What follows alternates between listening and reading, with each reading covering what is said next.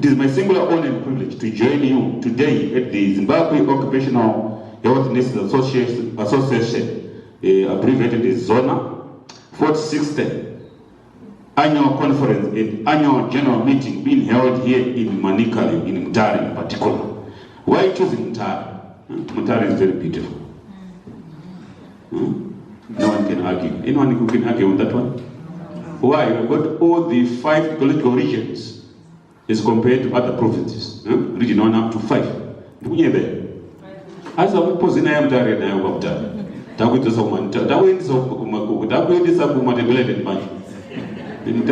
looks like those people that are coming from that, I'm Sweden. There's everything here. There's trout fish, which is never found anywhere. Trout fish. I will do that. Yeah. Allow me at the onset to commend the leadership and the membership of ZONA for conveying this important national platform which brings together occupational health professionals, policymakers, regulators, employers, and key stakeholders committed to promoting safety. The theme of this year's conference is integrating innovation, humanity, transforming occupational health for a resilient and equitable workforce in Zimbabwe, which highlights relevant to the development aspiration of the nation.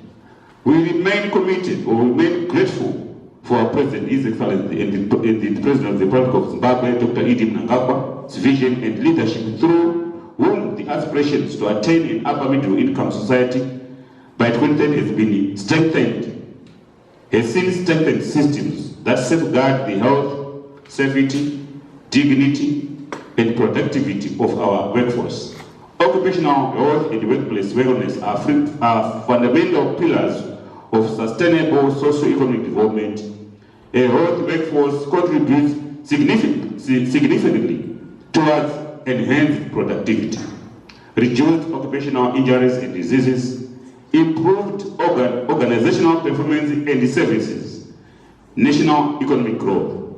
In this regard, occupational health professionals play a critical role in supporting national development through prevention, health promotion, workplace safety, and employee wellness initiatives across various sectors of the economy. Government remains committed to promoting decent work, occupational safety, and public health in line with the national policies and international best practices. I am particularly encouraged by the increasing collaboration among occupational health professionals, employers, regulators, and institutions such as NASA and the Ministry of Health and Child Care in strengthening workplace health systems in Zimbabwe. Such partnerships are essential in addressing emerging workplace challenges such as mental health and psychosocial risks, occupational diseases, workplace injuries, technological and industrial transitions, and not least the evolving demands for modern workplaces.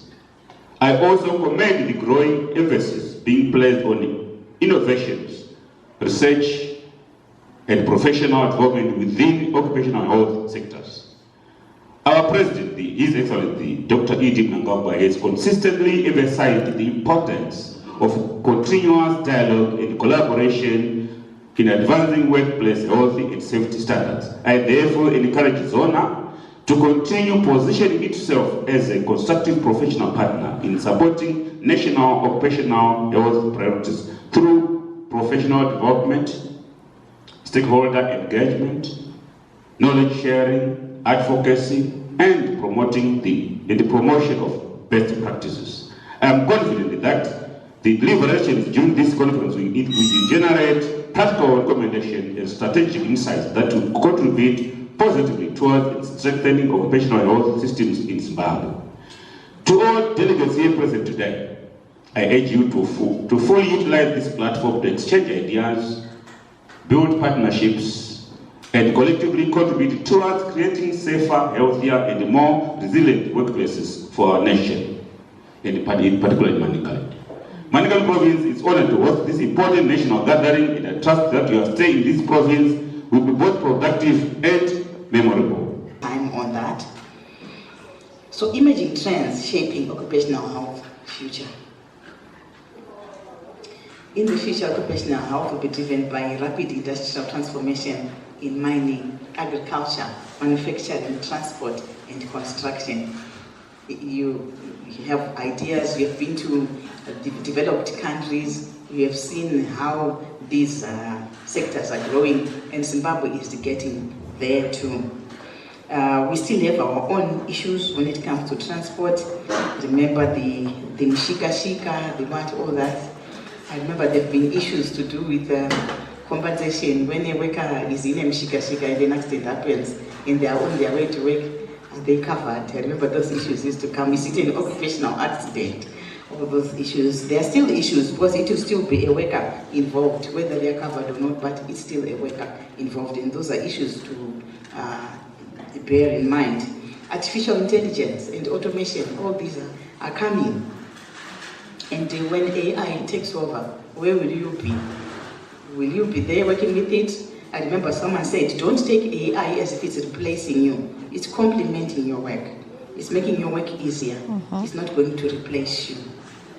Remote health monitoring. Stronger occupational safety laws, which is what we need currently and what we're working on. Last week, on Tuesday, we were conducting an occupational safety and health session, a half-day session, right from 8:30 a.m. to 1 p.m. for all permanent secretaries in Zimbabwe. And the PEMSEC for Ministry of Public Service, Labor and Social Welfare, which NASA falls under, he spoke before we started conducting the training. And he was assuring us that the OSH bill is now it is really almost final stages. We had never been as far as we are now. For the past 20-25 years, we've been trying to put this bill together, but this time we've gone so far that there's no going back. I want to believe and hope that by December we'll be celebrating enactment of the OSH bill. So, it has got a lot to do with occupational safety, occupational health. Employee mental health programs, those are becoming big issues. Mental health is becoming a big issue, which we need to take care of. You cannot run an occupational health clinic without offering mental health programs or mental health services. If you are not a qualified counselor as an occupational health nurse, you need to work towards that. Unless your organization has employed a separate counselor. But if you are the one who has to handle that, these have become big issues. Climate change adaptation strategies, issues like heat stress, dehydration.